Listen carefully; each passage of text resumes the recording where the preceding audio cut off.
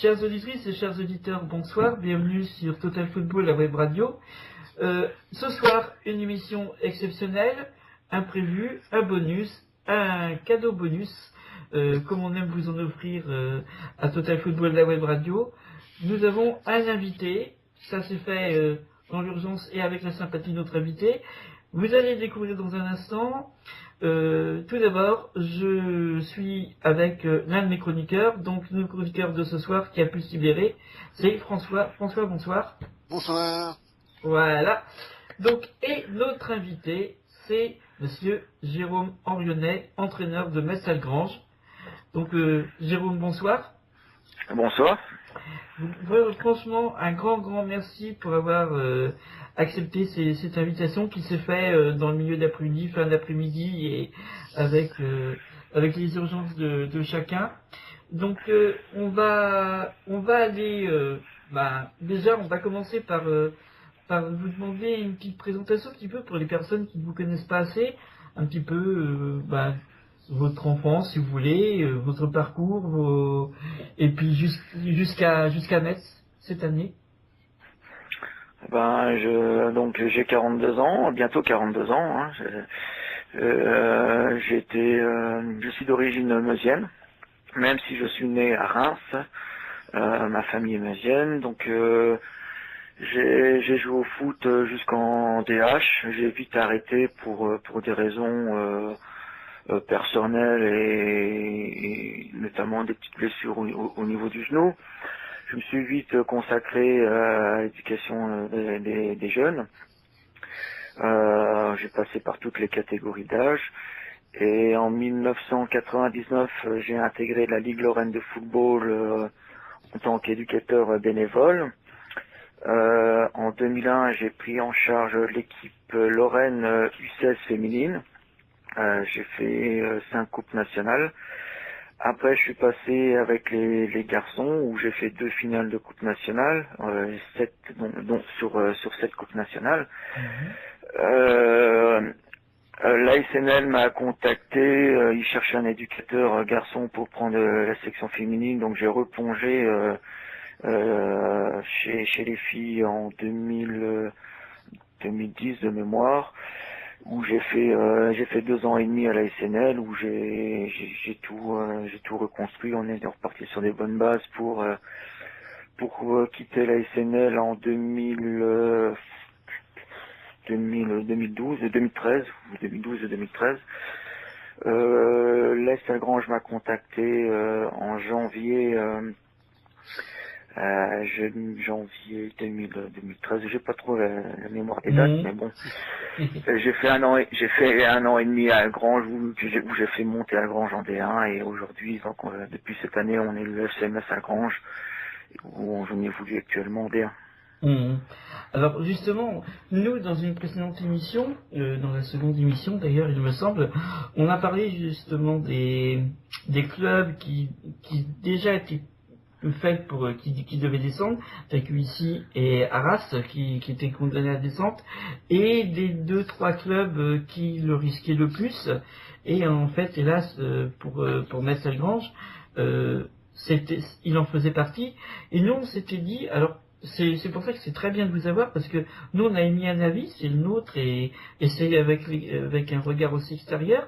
On avait le sentiment, enfin, mes chroniqueurs et moi qui étaient présents, que c'est, malgré qu'il y ait Metz qui soit arrivé, on a l'impression que la sauce n'a pas véritablement pris entre les deux, et que ça a provoqué un peu des problèmes. Parce qu'on était un peu surpris que, avec Metz, qui est quand même un club professionnel, qui a un certain niveau au niveau des finances, qui aurait dû pouvoir bien soutenir Algrange lorsque les deux se sont unis, on se serait attendu à des meilleurs résultats, parce que plus de moyens fournis pour le club et sa montée en D1. Quel est votre avis dessus? Oui, effectivement, vu de ce point de vue-là, c'est tout à fait normal de penser ça. Maintenant, tout s'est fait dans l'urgence. On est passé au SMS qu'en juin. Donc au niveau recrutement, tous les clubs avaient déjà bien recruté. Nous, on a dû recruter à la dernière minute. Après, c'est vrai que le mariage a été compliqué pour diverses raisons. Ça n'a pas été très bien compris au sein du FCMS et nous non plus, on n'a pas très bien compris le fonctionnement du FCMS. En fait, c'était pas le projet n'avait pas été exposé comme se passe actuellement. Donc il y a eu un temps d'adaptation à avoir. Aujourd'hui, le FCMS a vraiment l'ambition de développer le football féminin. Mais bon, le retard qu'on a accumulé, plus les erreurs qu'on a commis, a fait que on s'est vite trouvé dans la spirale négative. Après, il faut pas oublier aussi que nous, on était partis sur le fait de garder le maximum de filles Lagrange pour évoluer en D1. Et aucune fille Lagrange n'avait joué en D1, donc aucune expérience, que ce soit Lagrange, que ce soit Metz, que ce soit les joueuses, personne n'avait l'expérience de la D1 et on a été surpris par l'exigence de ce championnat. Mhm. Alors, est-ce que justement, ça n'a pas été fait, ça a été fait dans l'urgence, est-ce qu'il n'aurait pas mieux valu se donner un an de plus, une saison de plus, et pour essayer de faire ce mariage avec les deux parties qui se comprennent, qui comprennent les intentions de l'autre, le désir de l'autre, ou est-ce que finalement, si Algrange était monté seul, ça n'aurait pas été plus favorable? Non, parce que financièrement déjà on avait un des plus petits budgets de D2. On n'avait que 50 000 euros de budget. Donc l'année dernière on est monté, c'était un miracle. Hein, je veux dire, on n'était pas la meilleure équipe et on a gagné sur le terrain par la volonté, par l'envie, donc pas par le talent intrinsèque. Hein. Après, en gardant l'effectif de l'année dernière, on aurait couru la catastrophe et on aurait peut-être fait pire que Muret l'année dernière. Moi, c'est mon point de vue. La meilleure chose, c'est qu'il y ait un mariage avec le FCMS.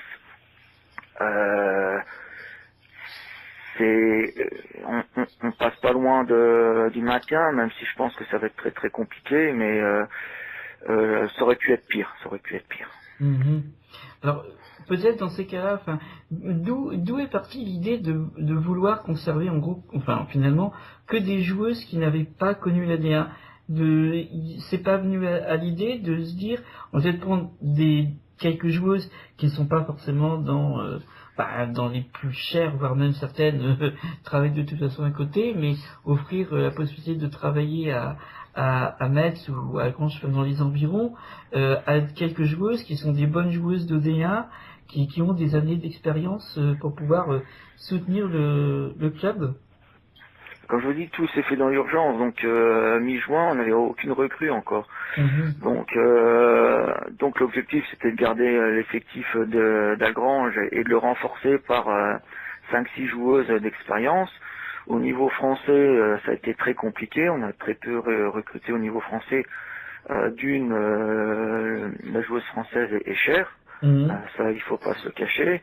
Après, on a essayé de se faire prêter des joueuses. On nous a un petit peu mené en bateau en nous disant oui, et en fait ça s'est jamais fait. Donc nous on a dû construire une équipe dans l'urgence. On a recruté des étrangères qui souhaitaient vraiment jouer en D1 mais bon qui n'avaient aucune expérience et on s'est trompé sur 2-3 joueuses qui n'avaient pas le niveau pour évoluer à ce championnat-là. Donc voilà, je vous dis, comme tout a été fait dans l'urgence, il y a eu beaucoup d'erreurs de fait. Malgré tout, il y a beaucoup de boulot qui est fait, il y a des filles qui s'investissent beaucoup, elles s'entraînent tous les jours, le groupe est quand même relativement sain, il n'a pas explosé malgré les résultats, malgré les grosses défaites aussi. Donc voilà, c'est une bonne expérience. Après, il y a plein de choses il y a plein de facteurs qui rencontrent et on a perdu pas mal de points bêtement. L'arbitrage n'a jamais été dans notre faveur. Donc voilà, rien n'a été. on a vraiment vécu la saison du relégable, quoi. Mhm. Oui, et c'est justement un peu sur ce point que vous venez de le dire, justement, vous venez de l'aborder, que moi je comptais aussi vous poser une question, avant que l'on passe au match pour proprement parler de demain dimanche. C'est justement une question d'arbitrage. Il me semblerait qu'on se soit un peu acharné sur Metz Salgrange cette année en D1 féminine, un peu à l'image, comme beaucoup montrent, qu'il semblerait qu'on se soit acharné sur l'OM chez les hommes. Mais là, en tout cas, pour ce qui nous concerne, Metz Salgrange, vous, en fait, voilà, qui avez subi aussi ces décisions, vous le ressentez comment? Bon, on est obligé de l'accepter, on va pas crier au complot, mais bon, il y a vraiment des choses très bizarres. Maintenant, que voulez-vous qu'on dise? Il y a un moment, les mouches vont changer d'âne, hein. Je vais vous donner un exemple. À Lyon, j'ai ma capitaine qui fait un tacle dans la surface de réparation. Elle emmène le pied, il y a une joueuse, la joueuse lyonnaise, la petite Pinjon, qui rentre dedans. C'est dans la surface de réparation. L'arbitre siffle corner. La petite Pinjon, elle est ouverte, donc il y a du sang. L'arbitre vient sur sa décision, elle met carton rouge. Ma capitaine se prend 4 matchs. Et elle siffle pas penalty. Et la semaine, il y a 15 jours à Juvisy, Rigobert Mba a subi un tacle vraiment sévère. L'arbitre n'a pas sifflé et elle est sortie sur civière avec les pompiers avec 7 points de suture et elle joue toujours pas. Donc voilà, mais bon, c'est comme ça, on le sait. Juvisy, sur le deuxième but de Juvisy, il y a 2 fautes sur notre attaquante, contre-attaque, il y a but. Mais bon, on le sait, on va pas crier au complot, on accepte l'arbitrage. Nous, on a été à Saint-Étienne où il y a des choses très très bizarres qui se sont passées. Moi, j'ai pris 5 matchs, j'ai rien fait, mais dès le départ du match, le délégué, déjà, il voulait ma peau, donc bon, c'est comme ça, c'est... Oui, quand même, c'est... Ouais. Alors justement, François, ta réaction un petit peu sur ça? Déjà, c'est le problème, quoi. Si je vois le délégué qui s'en prend déjà à l'entraîneur, il y a des choses, des fois, mais c'est vrai que l'arbitrage féminin, il y a eu pas mal de problèmes, déjà, dans pas mal de matchs cette saison. C'est encore un apprentissage qu'il faut en progresser là-dessus. Et c'est vrai qu'il y a des matchs qui se tournent défavorablement. On parle justement de cette fameuse faute sur Pinjon dans le Lyon-Metz. C'est intéressant si tu dis corner. Tu dis corner, mais à ce moment-là, il fallait le rouge, il fallait le mettre avant, ou alors pas. Si tu reviens à chaque fois à la faute, mais bon, ça va, il y a des décisions. C'est vrai que pour les promus qui arrivent en D2 en T1, tu prends les gros, t'as des équipes qui sont là depuis quelques années, donc l'arbitrage forcément va être plus favorable, malheureusement, aux équipes qui sont déjà là en Ligue 1, en D1, par leur expérience, notamment en gros aussi, il faut le dire, quand les promus qui viennent découvrir la D1, donc eux, ils viennent apprendre tout aussi en même temps, au passage. Oui, et puis c'est vrai que certains clubs sont plus habitués à avoir certains arbitres d'ailleurs aussi. Oui, aussi. Moi je le vois quand justement je suis sur les terrains, tel club, quand je vais faire tel match, je vais plus facilement et plus régulièrement retrouver les mêmes arbitres principaux, ou par arbitre, je mets déjà les arbitres principaux. Et c'est vrai que ce problème dès qu'il y a du sang, voilà, on siffle un carton rouge, enfin on met un carton rouge alors qu'on donne un corner. Enfin, dès qu'il y a du sang, je l'ai vu aussi sur un autre match qui était... Moi aussi, je l'ai vu, hein. Voilà. J'en ai vu un, même sur un match de Coupe de France féminine cette saison. C'était Lorient-Blanquefort. T'as la joueuse de Blanquefort qui tacle pas derrière une joueuse lorientaise. L'autre, elle avait sur le tibia, elle avait quand même, elle avait 2 trous, quoi. Elle avait 2 marques, quoi. Et l'autre, il y en a un jaune.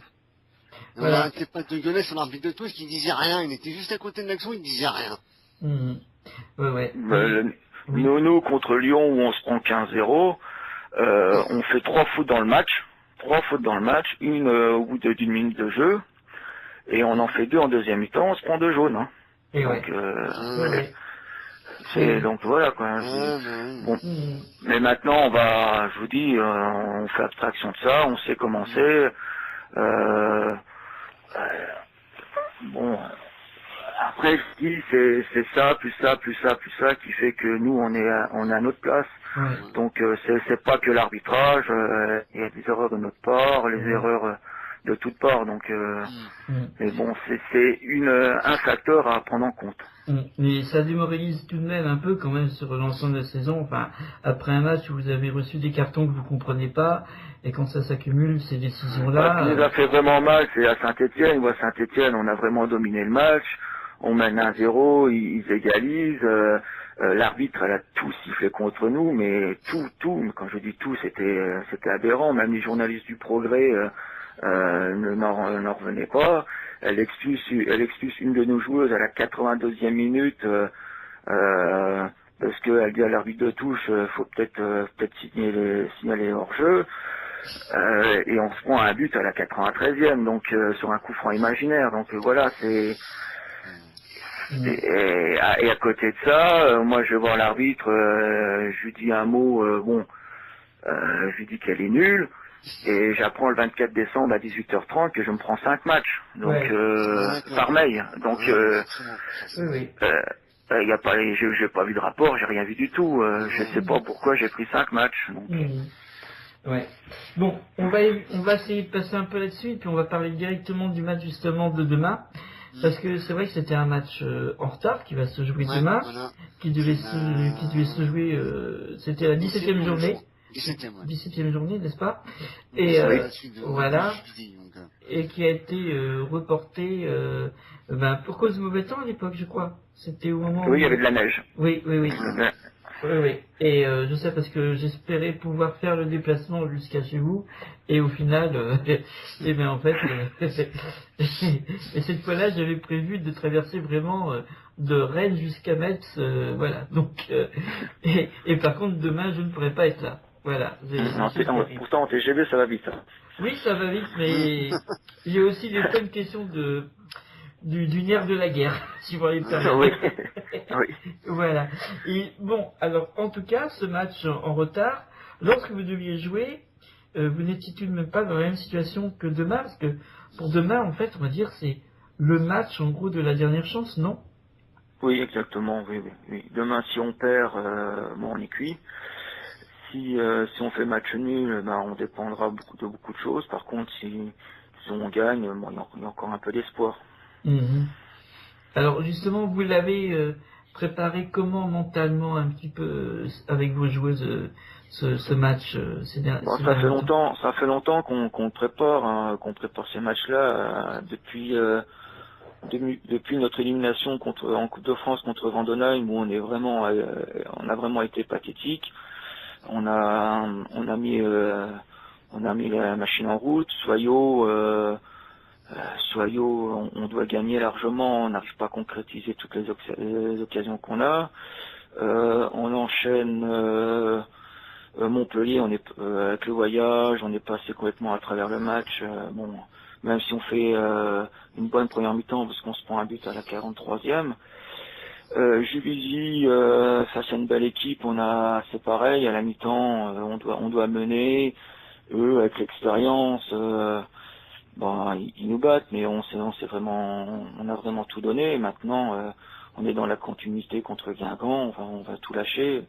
Mais bon, ça fait longtemps qu'on essaye d'aller au bout de nos rêves, mais c'est compliqué, quoi. C'est compliqué. Alors justement, face à Guingamp, match aller, d'ailleurs c'est là que nous nous sommes rencontrés pour la première fois, vous aviez obtenu le match nul, avec une déception quand même de quelque part ne pas l'avoir emporté, et encore avec un petit peu une question arbitrale encore un peu à ce moment-là.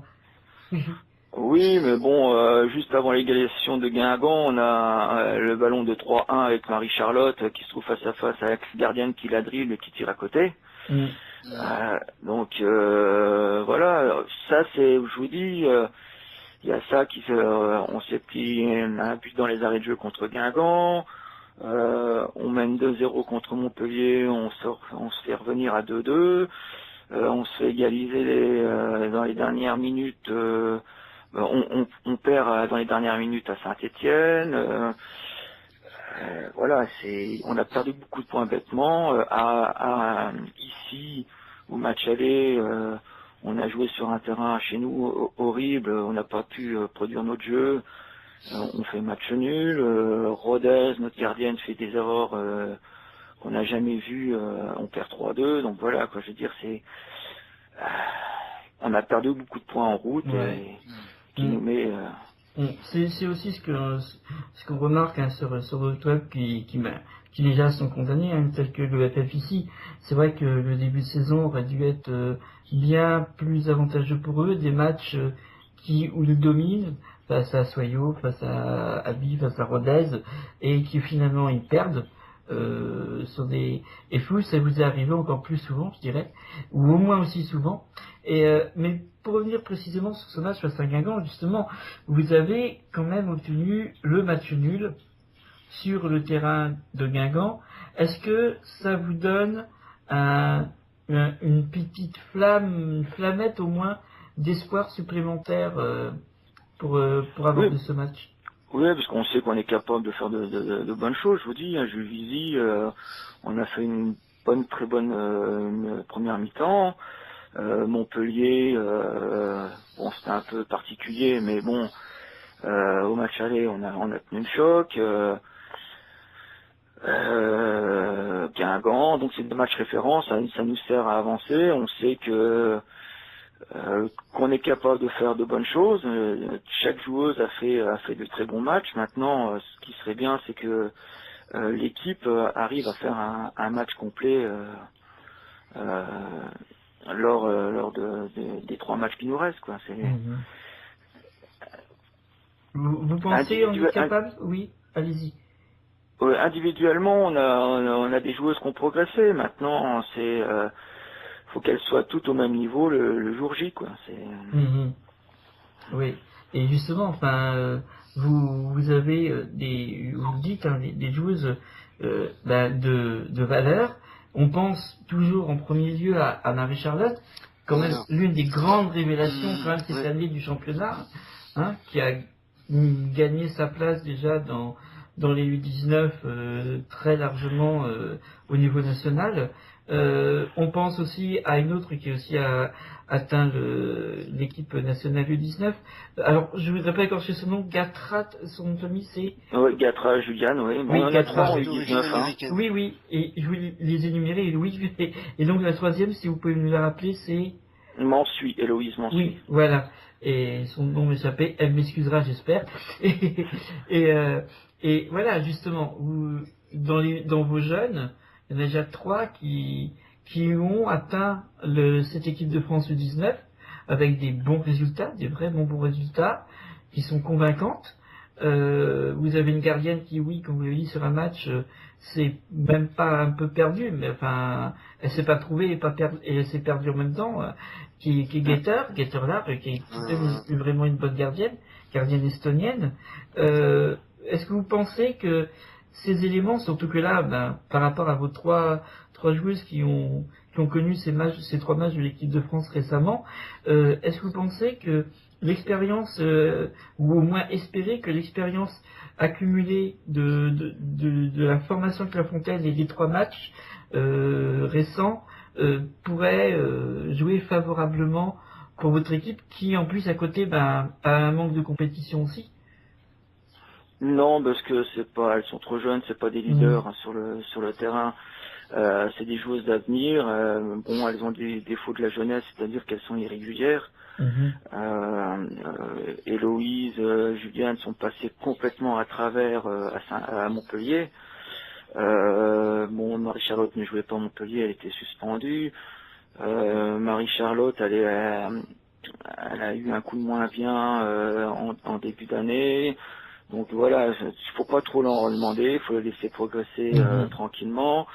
Voilà, c'est pas à elle de prendre l'équipe en main. Je pense qu'il y a d'autres filles qui ont les moyens de le faire. Bon, après, vous avez les leaders sur le terrain, vous avez les leaders dans le vestiaire.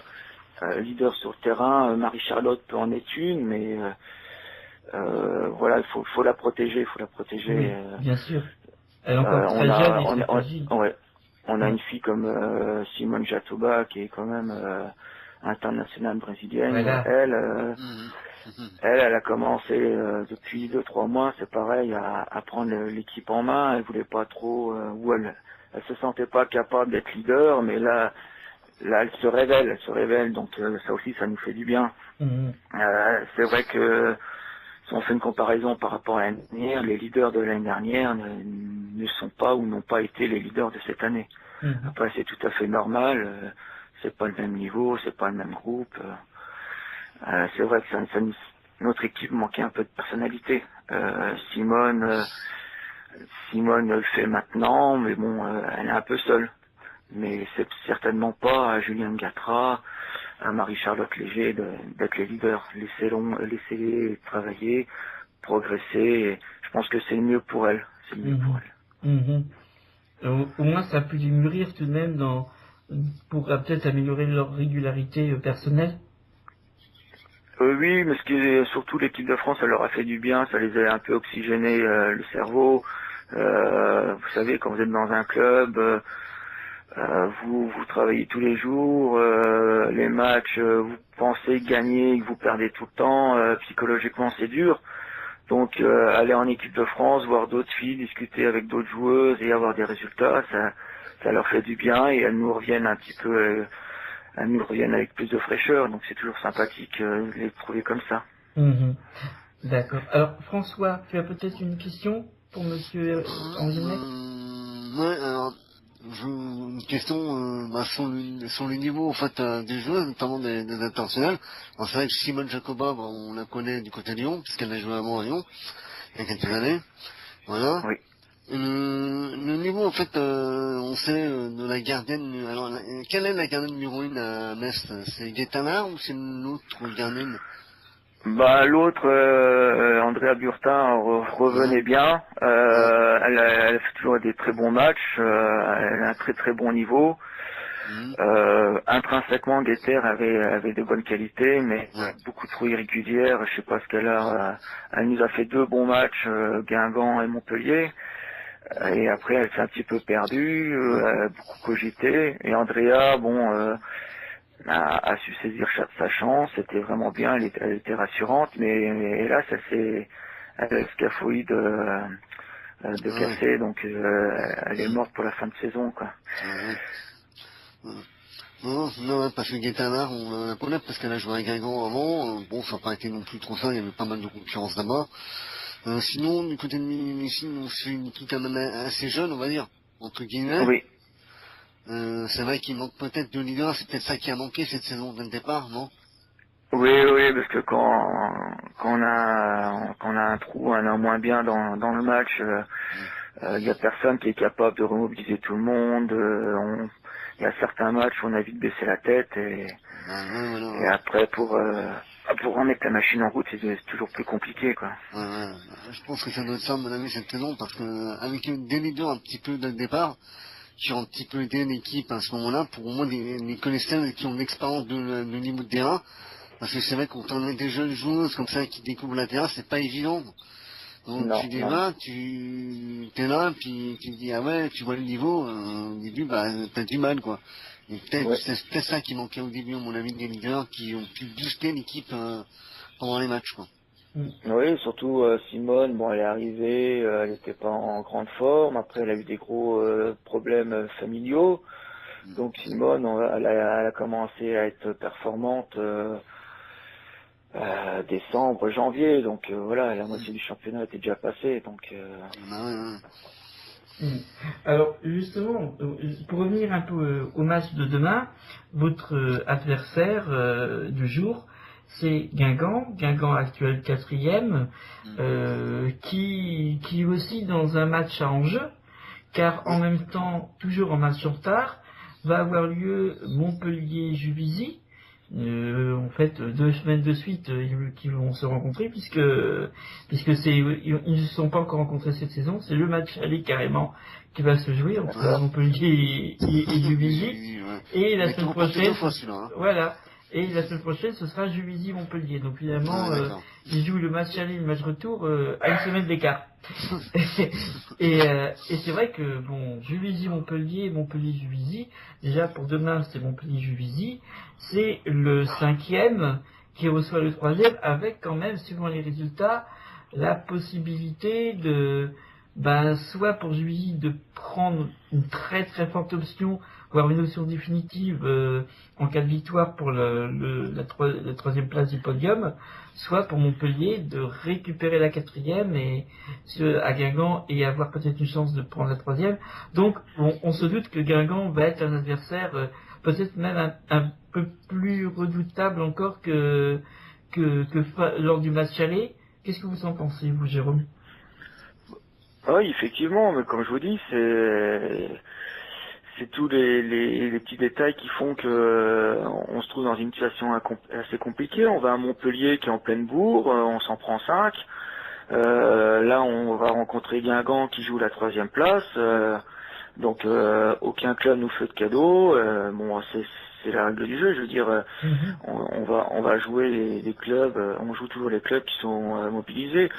Je vous rappelle que la 2e journée, on reçoit Lyon à Saint-Étienne. Tout le monde dit que PSG va être champion. Lyon veut montrer que c'est encore eux les chefs. Et on s'en prend 15. Donc voilà, quoi. Je veux dire, c'est comme ça. C'est une saison compliquée pour nous, mais bon, on va jouer le match. On sait que Guingamp ne nous fera pas de cadeau. On sait que c'est notre match de la survie, donc ça va être, je pense que ça va être intéressant à voir. Alors, Juste, vas-y, oui. Vas-y, François. je voulais dire, vous avez dit à Saint-Étienne, le Nation, c'était à Saint-Symphorien plutôt, je crois. Le Messillon, oui, c'est ça, Saint-Symphorien, Ouais. Justement, justement, est-ce que c'était bénéfique pour vous, pour l'équipe? Bah non, c'est des erreurs qu'on a commis, hein. PSG, PSG, Lyon. J'aurais préféré jouer plutôt carrément tous les matchs à Grange et laisser, tant pis quoi, que de jouer carrément les gros matchs à Saint-Symphorien. Ou faire comme certains clubs, les gros matchs sur des terrains plus compliqués et des matchs, je pense notamment ici, si on avait joué sur un terrain convenable, on aurait eu les 4 points, quoi. Donc voilà, je vous dis, il y a eu des erreurs commises de partout, on en est conscient.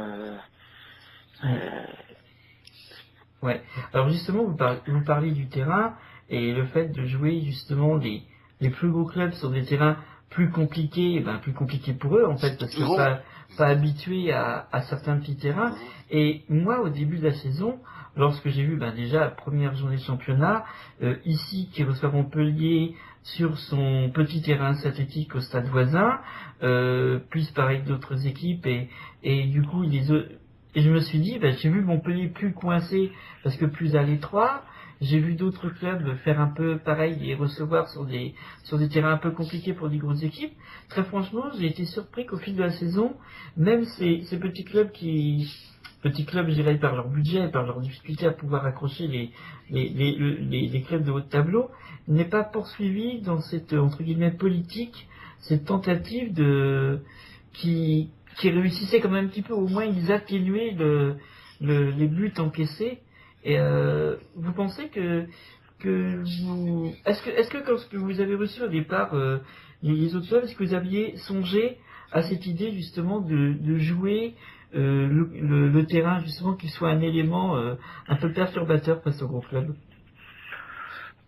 Non, parce que en fait, il fallait, on était dans l'optique aussi de la promotion du foot féminin sur la ville de Metz, donc c'était normal qu'on reçoit Lyon, Paris, Montpellier, à Saint-Symphorien, à Guingamp, on devait les recevoir aussi à Saint-Symphorien, ça n'a pas pu se faire. Donc c'était les 4 matchs-là, avec Juvisy aussi, qu'on devait faire à Saint-Symphorien. Juvisy, on l'a pas fait à Saint-Symphorien parce que les pros avaient joué la veille. Mais bon, c'était les 5 matchs qui étaient prévus dès le départ à Saint-Symphorien, étant donné qu'on savait que les 4 points, ce serait très compliqué. Donc on voulait faire la promotion du football féminin sur la ville de Metz en faisant jouer les gros matchs là, quoi. D'accord. C'est ce qui est un peu normal, hein. C'est finalement aussi ce qu'a fait le FF ici. Hein.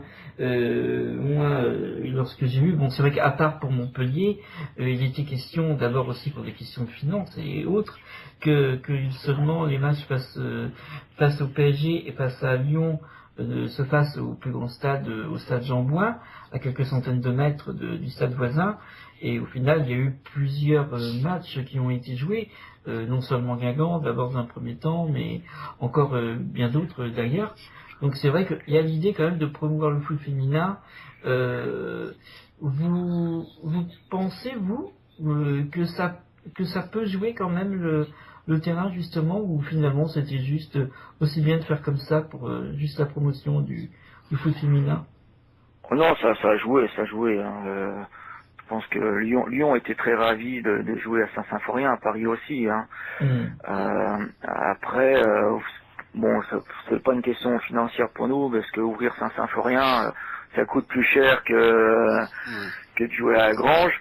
C'était purement promotion, mais au niveau promotion, la Ligue Lorraine en a bien profité. Le FCMS a quand même eu une petite reconnaissance au niveau football féminin, donc ça a bien fonctionné au niveau promotion. Après Lyon, je vous dis, c'est la deuxième journée, on connaît rien à la D1, on les regarde jouer, eux ils veulent prouver que c'est eux les plus fortes. On n'a vraiment pas existé, je vous dis, on a fait 3 fautes dans le match, donc on les a regardés. Et voilà quoi, ils font 15 frappes, ils font 16 frappes, il y a 15 buts. Hein. Donc bon, malgré ça, je veux dire, la promotion du football féminin en Lorraine, nous on l'a bien aidé. Ouais. Au moins, c'est de ce côté-là, c'est sûr qu'on pourra au moins reconnaître ces choses-là supplémentaires, cet apport sur cette saison. Et alors justement, bon, on parle du match face à Guingamp, le fait que ça va être un match compliqué, à enjeu à des raisons pour des raisons totalement différentes pour les deux clubs. Et moi, j'aimerais qu'on se projette dans un avenir, alors on va pas dire idyllique, mais au moins on va être positif, en admettant que en disant que Metz obtient un match nul face à un Guingamp qui joue quand même bien. Est-ce que rien que le match nul vous donnerait, vous pensez, la force suffisante, parce que vous ne serez pas mathématiquement encore éliminé, la force suffisante pour aller chercher les 2 dernières victoires manquantes, sachant qu'en plus il y aura entre autres le FF ici la semaine d'après, donc un club déjà éliminé? Oui, ça nous donnera la force. Tant qu'on n'est pas sûr de descendre, on aura la force de croire au maintien. Maintenant, je vous dis, même sans ça, c'est une équipe qui lâche pas. Il y a un groupe, vous savez, elles s'entraînent tous les jours quand même. Elles sont toutes présentes, sauf les blessés. Elles ont du boulot, elles vont aux entraînements, elles n'ont pas de défraiement. Il faut être vraiment passionné. L'année dernière, on avait 2 voire 3 entraînements par semaine. Là, c'est tous les jours. Et malgré les résultats, elles sont encore là. Donc, c'est un groupe qui veut progresser, qui veut vivre leurs rêves jusqu'au bout. Et même s'il y a une descente là, cette année, ils essayent de retrouver ils vont tout faire pour retrouver la D1 l'année prochaine. Donc, mentalement, on lâchera rien. Vous savez, on a eu beaucoup de coups, hein, quand je vois certains médias qui ont dit qu'on était la pire équipe de D1, on nous a quand même traîné dans la boue. Maintenant, on est encore en vie, on est là et jusqu'au bout, on fera le nécessaire pour être digne de ce championnat. Alors, justement, vous abordiez le fait du risque quand même de descente et des joueuses qui lâcheront rien de toute façon. Est-ce que vous n'avez pas la crainte que, une fois descendu, si ça doit être le cas, il sera peut-être très difficile de remonter avec le très fort risque de voir les joueuses qui sont en pleine progression dans leur notoriété, particulièrement, de quitter le groupe pour rester en D1? C'est là qu'on va voir si le club est solide, tout simplement. Bon, je sais qu'il y a pas mal de filles qui veulent rester. C'est beaucoup de filles de la région aussi, hein. Je veux dire, il n'y a pas beaucoup de filles de l'extérieur, mis à part les étrangères. Vous enlevez Marie-Charlotte Léger et les étrangères, tout le reste de l'effectif est de la région Lorraine. Donc, partir où, dans quel club, à quel niveau, donc voilà. C'est quand même une garantie là-dessus. Ouais. Et donc pour vous, pour l'instant, la question de recrutement est totalement hors de propos. Bon, il y aura recrutement hein, automatiquement parce qu'il y aura des départs. Il y a des filles qui n'ont pas répondu présentes cette année, donc il va falloir qu'on fasse quelques changements. Mais pour le moment, on n'est pas dans cette perspective-là. Tant qu'il y a de l'espoir, on ne s'est pas penché sur l'avenir. Je sais qu'il y a pas mal de clubs qui le font. Nous, on n'est pas encore dans cette perspective-là, à tort ou à raison. Maintenant, on peut pas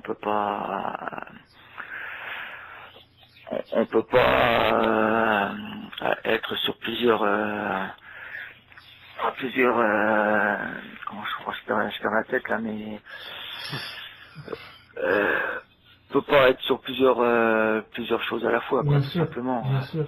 On a des priorités, donc c'est tant qu'il y a de l'espoir pour le maintien, on est pour le maintien. Et lorsque on aura une vue plus large sur notre avenir, et ben on s'orientera vers un autre projet. Et vous ne pensez pas, pour l'instant, du coup, vous ferez ne pas y penser que peut-être suivant le résultat de demain, après le match, certains téléphones vont commencer à sonner au niveau du club, au niveau des joueuses, pour des contacts, suivant le résultat surtout, quoi. Bon, je pense que ça a déjà commencé. Je sais qu'il y a certaines filles chez nous qui ont été contactées. Après, faut voir ce que le club veut faire, ce que le club veut faire avec moi, ce que moi j'ai envie de faire. Donc voilà, il y a beaucoup d'incertitudes. Pour le moment, personnellement, je reste concentré sur le match de demain. Et après, c'est sûr que dès qu'il y aura, dès qu'on saura où on va, ça va aller vite, hein, ça va aller vite. Bien sûr. Et juste en restant concentré sur la rencontre de demain, est-ce que vous avez déjà commencé tout de même un peu, au moins dans un coin de votre esprit, à vous projeter un avenir, à vous dire, vous poser la question de ce que sera votre avenir à la fin de cette saison? Mon avenir personnel, vous dites? Oui. J'ai beaucoup d'incertitudes parce qu'il y a pas mal de choses qui m'ont un peu gêné pour cette saison. Donc maintenant, je sais pas, j'ai envie de rester, mais il y a la raison qui me dit qu'il faudrait peut-être que je parte. Donc voilà quoi, c'est assez compliqué, vous savez, quand vous êtes dans un club pro, il y a plusieurs discours et bon après les promesses ne tiennent qu'à ceux qui veulent bien les entendre. Hein, donc c'est assez compliqué, c'est une situation assez compliquée. C'est pour ça que j'essaye de faire abstraction sur tout ça et après on verra les projets qu'on me proposera, que ce soit à Metz ou ailleurs. Maintenant, je suis pas éternel. Et l'avenir me dira ce que je deviendrai l'année prochaine, mais c'est pas mon premier souci, quoi. Bien sûr, mais c'est vrai que finalement votre idée de peut-être partir pourrait peut-être se fera finalement suivant le résultat de demain, peut-être. Non, pas obligatoirement, parce que D1, D2 pour moi c'est pareil, non, s'il y a des choses qui m'ont déplu, Je pense qu'on aurait pu faire mieux, on s'est pas donné les moyens pour réussir.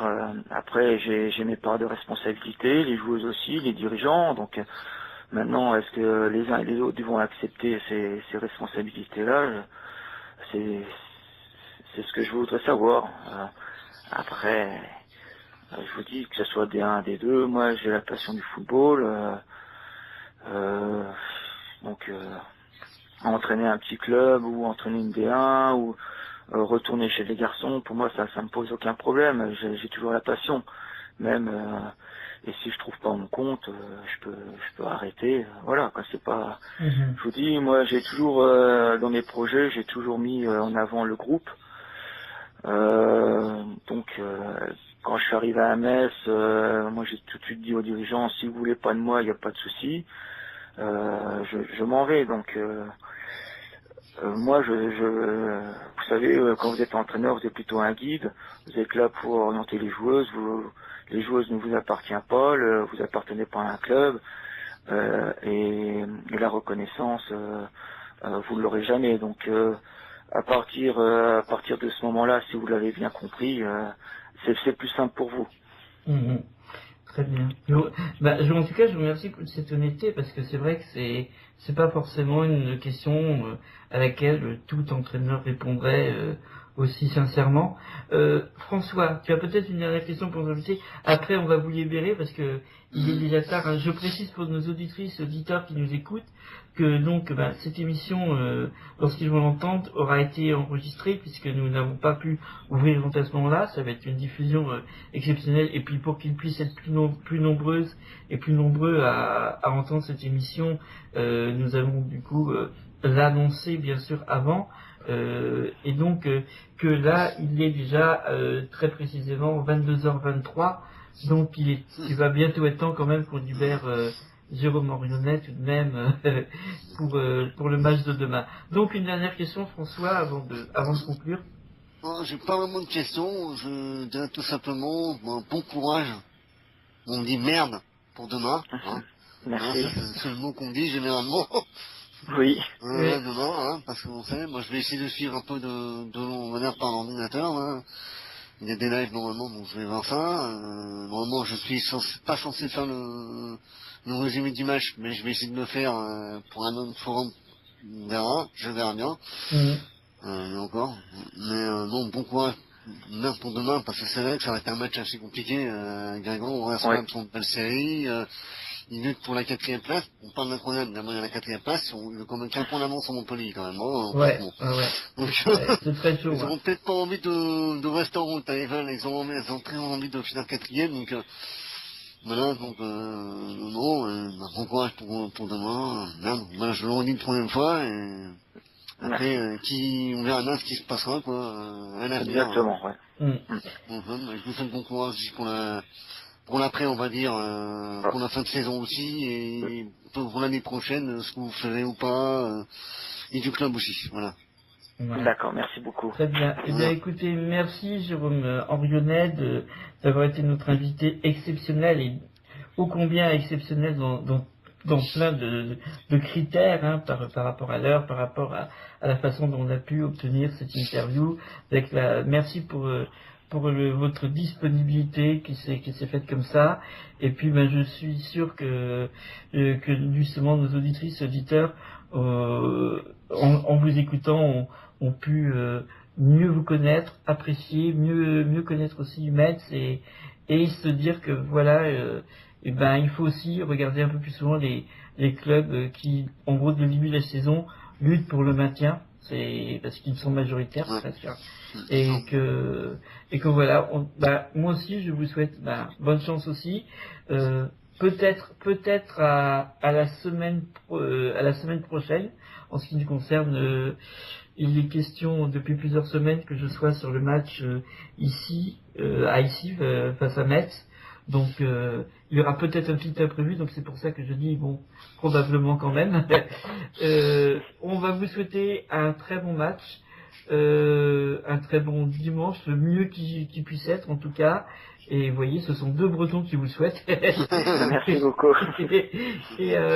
Et puis bravo quand même déjà pour pour le travail qui est fait par rapport à toutes ces difficultés cette saison, à vous, à votre équipe, à toute votre équipe technique, à vos joueuses.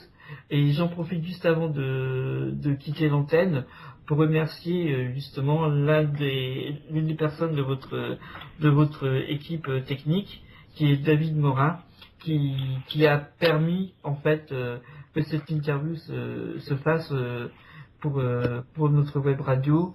Et voilà. C'est la seule personne au club qui m'aide réellement. Donc David est un bénévole, un vrai. Et je voudrais le remercier pour tout ce qu'il fait, pour ce qu'il fait pour les filles. Et c'est vrai que tous les deux, on a vécu des moments difficiles, mais on est toujours là. Et voilà, je le remercie encore une fois David pour ce qu'il fait. Oui, je crois qu'on peut le remercier et moi aussi, parce que c'est vrai que j'ai la chance et j'ai le plaisir d'avoir des contacts avec lui de temps en temps. Là, on s'était pas contacté depuis un petit peu de temps, mais c'est le fait que vous jouiez contre Guingamp qui lui a rappelé que tiens, il y a un Breton qu'on avait vu à Guingamp justement. Et voilà. Mais voilà, je sais qu'il fait un gros travail et c'est normal, c'est justice de le remercier avant de clore cette émission. Voilà. Très bonne soirée à vous. Ouais. Merci. Oui. Le truc, c'est que moi, je suis sur ami sur la page, je crois, sur Facebook, à une chose du SMS, je crois, Elodie Martins, il me semble. C'est ça, elle joue à Metz, hein. Oui. Ouais. Oui, elle joue à Metz, oui. Ouais. Elle fait une très bonne saison d'ailleurs. Eh ben, vous direz à toutes vos joueuses qu'on pense bien à elle. Moi, je dois avoir 9 de vos joueuses qui sont sur dans mes amis Facebook, y compris.